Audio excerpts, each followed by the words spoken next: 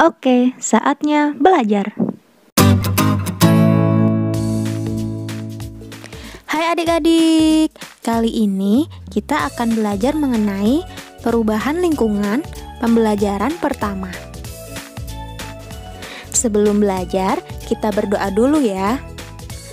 Oh iya, jangan lupa untuk subscribe channel ini dan nyalakan tombol loncengnya agar tahu ketika ada video baru.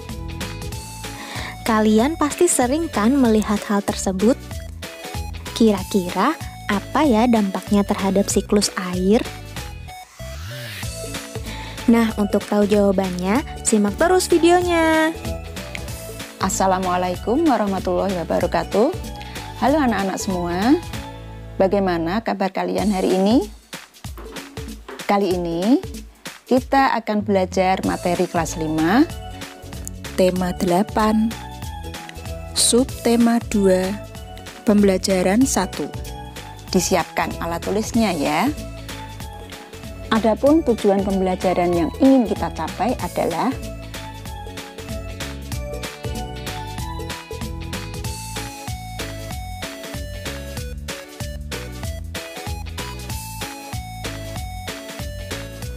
perhatikan gambar-gambar berikut ini.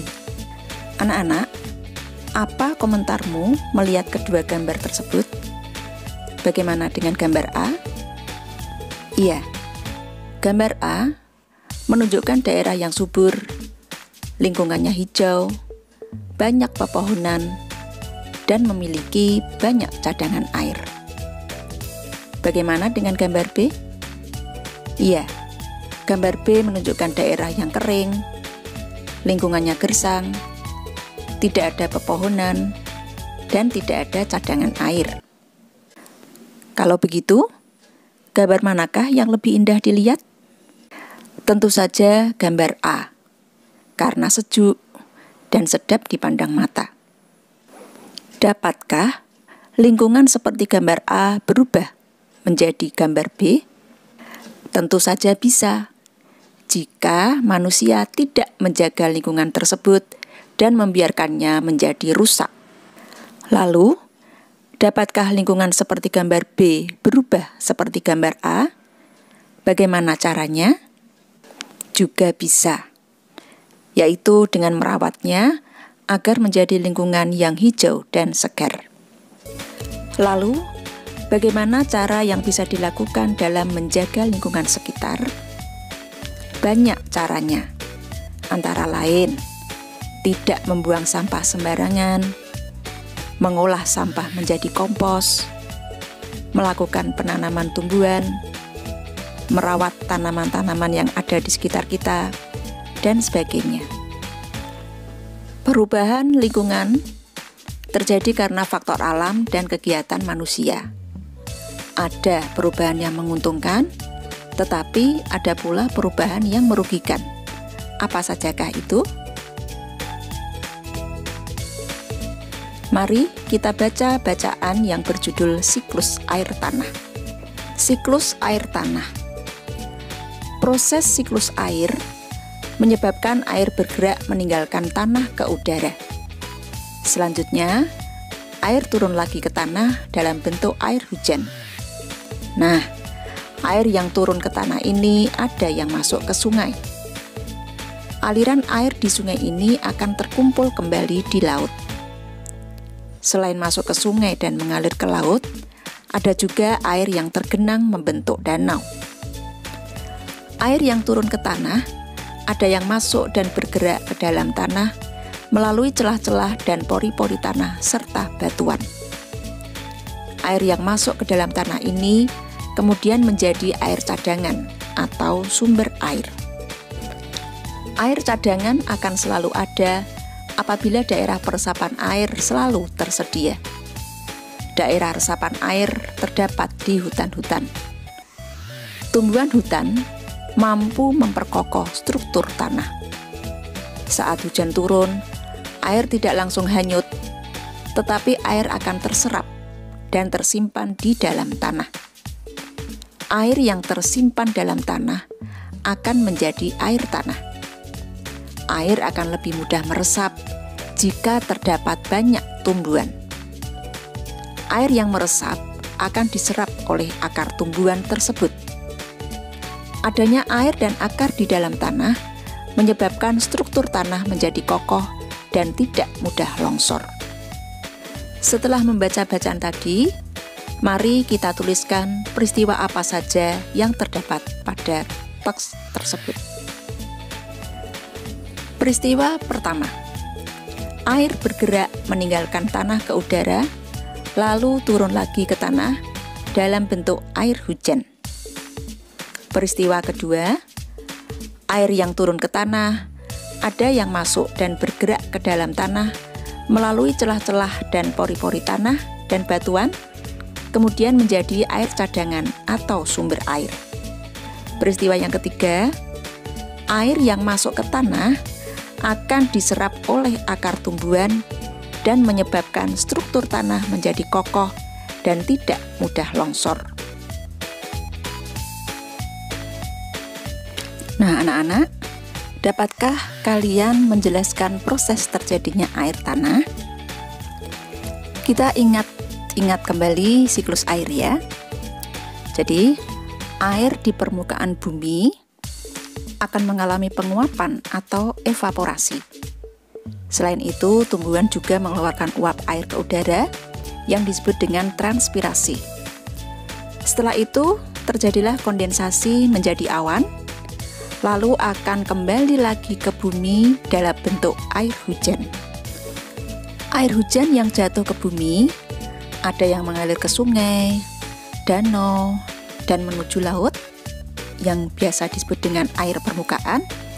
Juga ada pula yang masuk ke dalam tanah melalui pori-pori tanah dan bebatuan yang disebut dengan infiltrasi. Air yang masuk ke dalam tanah ini lalu akan diserap oleh akar-akar tumbuhan, kemudian menjadi air cadangan atau sumber air. Nah, dengan mengingat kembali siklus air tadi, maka kita jadi bisa menuliskan proses terjadinya air tanah, yaitu air bergerak meninggalkan tanah ke udara melalui penguapan dan akan kembali turun ke tanah lagi dalam bentuk air hujan.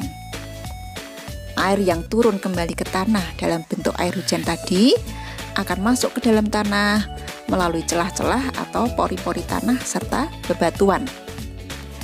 Air tadi kemudian akan diserap oleh tumbuhan melalui akar-akarnya untuk kemudian menjadi air cadangan atau sumber air. Nah, sekarang apa saja faktor-faktor yang mempengaruhi berkurangnya ketersediaan air tanah? Faktor yang mempengaruhi berkurangnya ketersediaan air tanah itu ada faktor alam dan ada faktor kegiatan manusia. Faktor alam meliputi kondisi tanah dan iklim. Kondisi tanah berbatu akan menyebabkan tanah tidak dapat menyimpan air. Sedangkan faktor kegiatan manusia misalnya penebangan hutan secara liar. Hutan yang gundul mengakibatkan tidak adanya tumbuhan yang bisa menyerap air hujan. Maka air tanah pun akan berkurang. Lalu adanya pembukaan lahan untuk perumahan atau perindustrian. Pembangunan perumahan dan kawasan perindustrian juga mengakibatkan berkurangnya tumbuhan yang ada di bumi, dan ini juga akan mempengaruhi ketersediaan air tanah.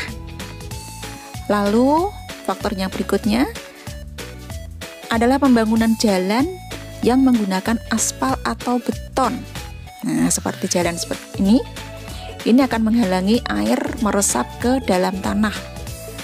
Lalu, kegiatan apa saja yang dapat kita lakukan untuk menjamin ketersediaan air tanah?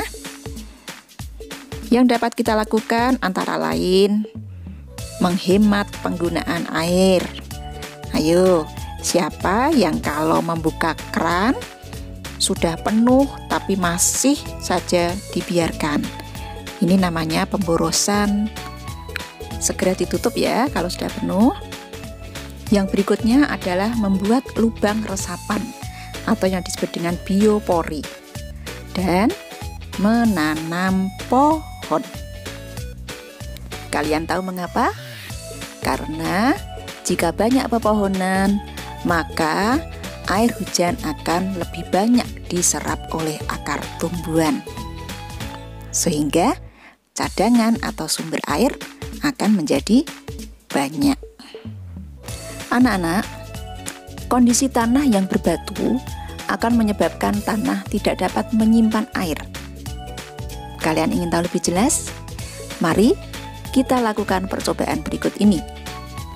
Alat dan bahan yang digunakan yaitu air, batu bata, batu, dan 2 buah wadah.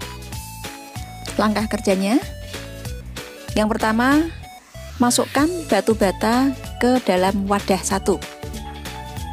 Sedangkan wadah 2, kita masukkan batu. Langkah kedua, tuangkan air ke dalam wadah tadi setinggi 5 cm. Kemudian diamkan selama kurang lebih 1 jam. Langkah berikutnya, amati tinggi air pada setiap wadah setelah 1 jam. Mari kita tuliskan hasil pengamatanmu. Adakah perbedaan tinggi permukaan air pada kedua wadah? Jawabannya, iya.